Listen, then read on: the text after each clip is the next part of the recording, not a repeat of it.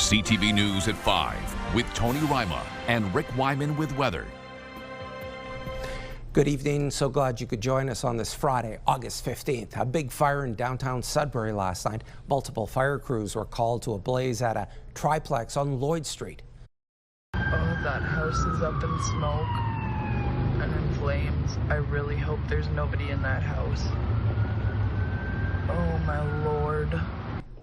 Firefighters from 5 surrounding stations responded to a home fully engulfed in flames. All occupants made it out safely, but 3 cats died in the fire. Fire officials say the blaze is not considered suspicious, and the fire is believed to have started on the porch and then spread through a nearby window. Crews worked on scene until approximately 3 o'clock in the morning in order to extinguish the fire and ensure that all of the fire was fully extinguished. At this point in time, the cause and origin of the fire is undetermined, and the estimated damage of the fire is pegged at about $250,000 at this time. One resident in the building is being supported by the Red Cross. Mellon adds it's important to have working smoke alarms and have an escape plan in case of a fire. All right, let's shift gears and talk about the weather. I think air conditioners are getting a bit of a break today because of the cooler weather, but is that going to be short-lived? For more details, let's bring in CTV's Rick Wyman. One-word answer, Tony, yes. Short-lived, because we will have humidity. And you've been asking for, just like my good friend Gary McKenzie over at Tim Hortons in New Sudbury, rain in the forecast for tomorrow. So, Tony, you've been begging for rain. We are going to get it. Your first take on weather brought to you by CAA. Get your membership today. GetCAA.ca. There you can see it. And we will have rain perhaps tomorrow afternoon, tomorrow midday type thing, and it will continue. So great chance of rain for tomorrow. Our prayers have been answered, Tony, as you would say. Rain in the forecast, details coming up. Thanks so much for that, Rick. Another suspect has been caught in the stabbing of 2 people in Sudbury Monday. Police say they arrested and charged a 16-year-old last night. On Wednesday, they arrested a 26-year-old, and a 17-year-old was arrested shortly after the stabbings on August 11th. A man was stabbed multiple times in downtown Sudbury Monday. An hour and a half later, another man was stabbed. The 3 suspects have all been charged with 2 counts of attempted murder and weapons charges. One suspect is still believed to be on the run. 2 people who were taken to hospital following a crash in the greater Sudbury community of Chelmsford last night. Emergency crews were called to Highway 144 at Cote Avenue just before 7 o'clock for a 2-vehicle collision. Sudbury Fire Services says the drivers of both vehicles were taken to hospital with unknown injuries. The investigation has since been turned over to OPP. To pass along to you, a longtime Northern politician has died. Eli Martell served as member of provincial parliament for Sudbury East from 1967 to 1987 and was the NDP House Leader for 7 of those years. He sat on several committees and was known at Queen's Park for his advocacy of safer working conditions, better compensation for workers, and higher safety standards for hockey players. Eli Martell was 90 years old. And Martell's former colleagues have been remembering him today. Nickel Belt MPP Franck Gélina said in a release today that Martell was a mentor, adding, "Whenever I faced a hurdle, Eli was always there to help me. I know how fortunate I was to have Eli guiding me. I will miss him." And former NDP leader Bob Rae posting his condolences on X this morning, saying Eli was a fine representative of the people of the Sudbury region at Queen's Park, a real fighter for social justice. The Cochrane Food Bank is expanding its warehouse, which serves the northeast region from Hearst to Haileybury, including Timmins. The groundbreaking took place just a few days ago, and officials are excited they will be able to help more people during a time when the need is great. They say food bank usage has reached an all-time high, and anywhere from 300 to 400 people in Cochrane are accessing the service. The expansion will double the storage space. This means that we're going to have more access and ability to service the entire region to the benefit of all the food banks and food insecurity agencies in our area. So not only do we service food banks, but we also service the local schools, and we service a lot of different different centers that deal with it. So soup kitchens, things like that. And in order to do that, we have to have access to a lot of food and we need to have a lot of storage space. This is going to benefit us by having the excess storage space to get more donations, not only from our Feed Ontario partners in Mississauga, but locally. Officials hope the new warehouse will be ready to open in time for Thanksgiving weekend. It's time for a quick break. Coming up on CTV News at 5, Rick has your full weather forecast. But right now, let's head to downtown Sudbury. It's 26 degrees with a mix of sun and cloud. We'll be back in a few minutes.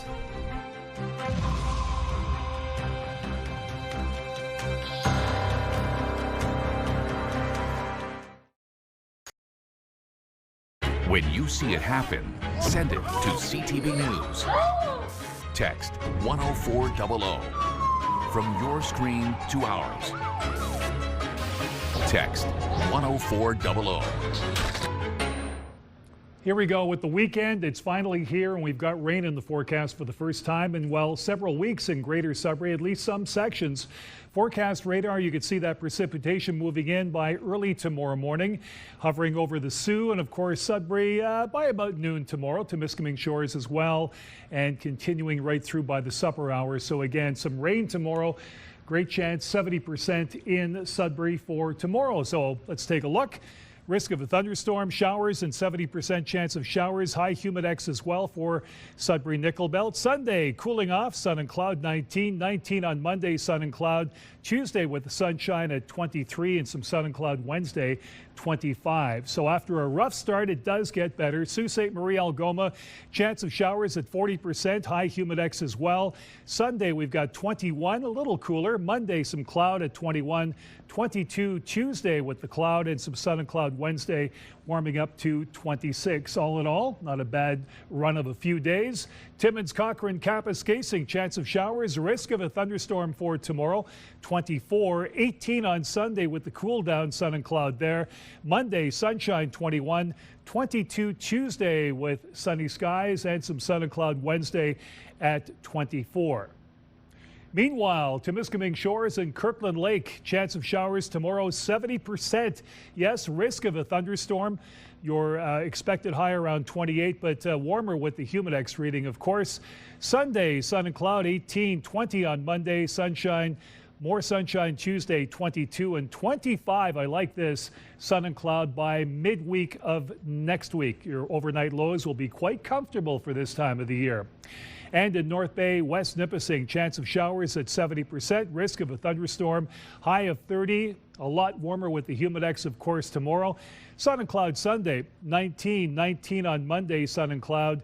Tuesday, sunshine at 23 and 25, some sun and cloud on Wednesday. So after the rain for tomorrow, then it gets better. Don't forget, we've got the cool down on Sunday. Unusually cool, really cool for this time of the year. Then it starts to perk up Monday, Tuesday, and Wednesday. So Tony Ryma, you kept on asking me, what about the rain, Rick? It's coming, Tony. It's coming tomorrow. So pack an umbrella. Back to you. Good. Hallelujah. 50 jobs in Sudbury have been cut as Wonderbrands ends sliced bread production. The unionized employees belong to Local 175 of the United Food and Commercial Workers. The company will eliminate all part-time positions and several full-time roles at the facility. The bread line shutdown is slated for October 6th. The union is actively engaged in discussions with Wonderbrands to help members receive the support they need, including transition programs, retraining opportunities, and support services. These workers are covered by a collective bargaining agreement, and so there is severance provisions and retirement options available to these workers because they're unionized. However, these measures are not going to completely be able to cover all of the losses that these members, their families, and the community are going to feel. So the union is actively in conversations, engaged in conversations with Wonderbrands to ensure that workers are supported. CTV reached out to the company FGF Brands for comment, but did not receive a response in time for our broadcast. A large group stopped traffic in Serpent River First Nation west of Sudbury yesterday. CTV's Angela Gemmell has more. This large circle of supporters stopped traffic for about 10 minutes along the busy Trans-Canada Highway. They don't want glyphosate sprayed over managed forests. It's doing a lot of damage to not only to the trees, but to every living thing on this planet. Called Highway Action, the event was organized by the Traditional Ecological Knowledge, or TEK, elders. They say only a few weeks' notice was given that over the next month, the Ministry of Natural Resources would be conducting aerial spray of glyphosate over Crown land near Elliott Lake, Blind River, Espanola, and other forest management areas in the north. Along with violating treaty rights, supporters say the chemical disrupts ecosystems, harms biodiversity, and contaminates water. The food chain is affected for all of us, but for us who also eat from the forest, forage in the forest, and eat the meat and you know, the moose and deer. We're here to protect our future of our lands, clean our lands, and for the future of our young children, the next generation to come. If they destroy our waters, what's there going to be left for them? This researcher is looking into how forest and aquatic life are impacted by the chemical, and she's determining what healthy water should look like through an Indigenous lens. Governments and other Western science just do water monitoring. So how is the trees being affected by the water? How are we being affected by the water when we can't go collect water and do ceremony? And that's another objective, so to develop a water management plan through Anishinaabe water monitoring. Under Ontario's forestry renewal system, the herbicide is used to inhibit the growth of unwanted plants. In an email to CTV News, the MNR says glyphosate has been evaluated by Health Canada, who has said it does not present unacceptable risks to human health or the environment when used as directed. Angela Gemmell, CTV News, Serpent River First Nation. Well, an arts group in Sudbury is dreaming big. Still to come on CTV News at 5. Yes Theatre wants to buy the Bell Mansion. The artistic and managing director of Yes Theatre says he's looking for partners to put in a bid to buy the Bell Mansion in Sudbury. Alessandro Costantini says the group has noticed a big hole in the community when it comes to training local artists. That's why he'd like to see the Bell Mansion turned into a place where classes can take place for artists and also used as an event space. Ultimately, he would love to see the property continue to be a place that the entire community can enjoy. We were able to expand our education offerings, which currently are just like Saturday mornings, really, to a full scope of classes, workshops, etc. Not only could we really enrich the community, but we could increase the artists that we're training, the people who have the skill sets to do a high caliber of work, and also just give people more arts and culture in their life. So that's kind of the basis of this, and then seeing the Bell Mansion as a really wonderful, viable space became very exciting. And it's a crazy idea, but it's a really fantastic one. And Costantini says he has had a few interested partners reach out. The Bell Mansion is listed for $1 million, and offers will be accepted until August 25th. The Maison McCullough Hospice in Sudbury is inviting the community to the Lougheed Foundation Butterfly Release on Sunday. The annual event will take place at Science North in the Valley Cavern at 1 p.m. Pink Lady butterflies can be purchased for $40 each and will be released in memory of loved ones. I think the symbolism of releasing a butterfly is very therapeutic for people, and it really does help with that grief process, bringing families together so they can talk about those loved ones and see nature at its best. And Bertrand says 300 names will be read as part of the event. Timmins City Council has agreed to rezone a parcel of land on Government Road for the purpose of a women's shelter and transitional homes. The 48-acre property, including a large two-story home, is located in the west end of the city on Government Road. Fort Albany First Nation has secured funding to establish a shelter for women and children fleeing domestic violence. The property is also surrounded by forest and walking trails. So I think they do an excellent job in terms of what they do, and I think it's a needed service in the community. I just have more of a challenge that I know it's going to be a contentious issue to some degree for the residents in that area. Maybe not for all, but for some. based on complaints. And I just am not sure our council process gives adequate time for public feedback from the time they get a chance to review a report to us approving the report 24 hours later. And the shelter will have a maximum of 8 clients and 3 employees, and a building will be constructed to contain 4 residential dwelling units to be used as transitional housing. A family in North Bay has built and decorated a rock garden, which has become the talk of the neighborhood. With the help of his parents and partner, Michael Etier came up with an idea of spreading love and joy at the home where his parents have lived for nearly 54 years. CTV's Eric Tashner shares the story. It's worked out well. There's lots of love at the home of Michael Etier's parents, 90-year-old Larry and 87-year-old Teresa. Michael and his partner Beth wanted to pay tribute to them. My intention was to simply put together, the accomplishments that have happened over the period of time. It all started when Larry started to complain about the front lawn and how the grass looked. So Michael suggested they just rip it up and lay rock and stone. For several weeks, the family spent time together, driving up and down various roads, finding large rocks. And then they began adding to it, continuing to expand it. Well, all these little decorations are all handmade. He's been able to pick up a few odds and ends from garage sales and repainted them and redecorated them and repotted them. Then Teresa's artistic ideas blossomed. I do like flowers, and I thought, well, stone and flower would make a nice rock garden sort of thing. So we did come up with a theme. The theme is love. We take the deer in at night because you don't want to get stolen. And I forgot to put it out the other day, and somebody come up the other day and told the wife, "Where's your deer?" It was Michael's way of spreading some joy and love in the neighborhood, while at the same time paying tribute to his parents' 66th wedding anniversary, which is coming up in a little over a month. People have come right up to the gazebo to congratulate us. The display has received many compliments. Some neighbors have written letters. Over in Aberdeen, they stopped by with their dogs, and they've actually taken pictures of their own families in front of the garden itself. The Etiers plan to continue tweaking the garden from time to time. Or even put my parents' name in there or something of that nature. Joking that it's quite literally a labor of love. Eric Tashner, CTV News, North Bay. Well done, Eric Tashner.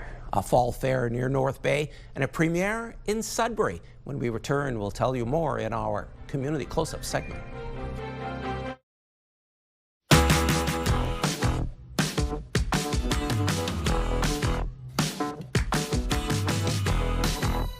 There's a lot to love in Sudbury. And today we're at Jen's Closet on 976 LaSalle Boulevard. So Rick, let's go check it out. Let's go! Woo!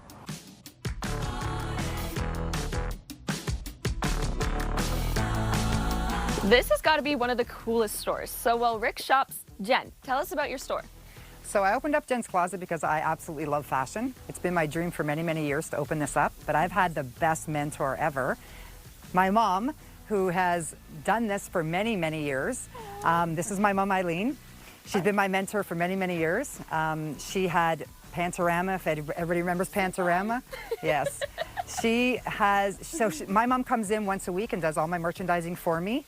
She's set up this whole store from top to bottom, and I would have never done this without her. Sounds like you've got a pretty awesome mom. She's my best friend, not just my mom. Amazing. So what makes this store unique? So at Jen's Closet, we do pay cash on the spot for everything that comes through the door. There's no waiting for it to sell. There's no consignment. We pay cash. We also give back 30 to 40% to the customer of what I sell it for on the floor. And I sell everything in here for 50 to 70% off retail pricing. Amazing. Yes. So we also do have Lululemon. That's a big carrier that we do carry in Jen's Closet.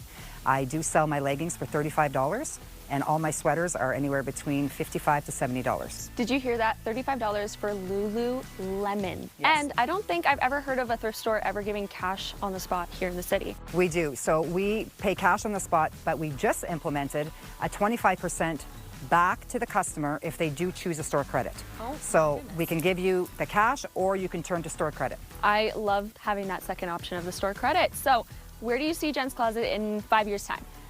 So right now we are working with a commercial realtor. I'm looking for a location in North Bay. And after North Bay, I'm planning on going to Sault Ste. Marie and then Timmins. My dream is to have 4 northern stores. That's amazing. Within the next 5 years, you're going to be in 4 different locations. That is correct. That's incredible. Well, make sure you tune in next week, and don't forget to check out Jen's Closet. Secondhand shopping is so important. It's so good for the environment, and let's make Sudbury cleaner together. So, Rick, I got this for $15. What did you get? I snagged this outfit for $32. What? You're going to be looking so snazzy. So don't forget to check out Jen's Closet and to tune in next week to see what Love Local business we'll be highlighting.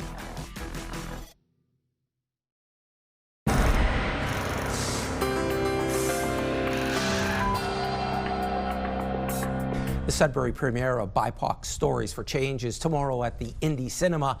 The free community event will showcase 13 powerful personal stories from different ethnic backgrounds. People engage in storytelling, creative writing, and arts expression workshops. The event runs from 2 p.m. until 4 at the Indie Cinema on Mackenzie Street. The Bonfield Agricultural Society is holding its fall fair this Saturday and Sunday. There is a horse show plus other competitions like nail driving, axe throwing, and hay bale toss. There's also an adult lawn tractor obstacle race. A weekend pass is $7 or $5 per day. To North Bay, John sent us this picture of a red-breasted nuthatch. He says the bird really loves sunflower seeds. Thanks so much, John. And if you have any pictures, videos, or events you'd like us to showcase, you can email them to us at communitycloseup@bellmedia.ca.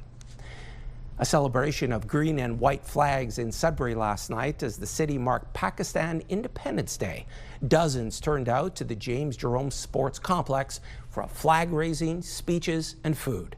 Many say it is a time for families to come together to honor their heritage and share their vibrant culture with the community. Due to the pandemic, the last time the day was celebrated in Sudbury was 2022. And there's more news for the North coming up at 6. For now, continue watching as we hand things over to CTV National News.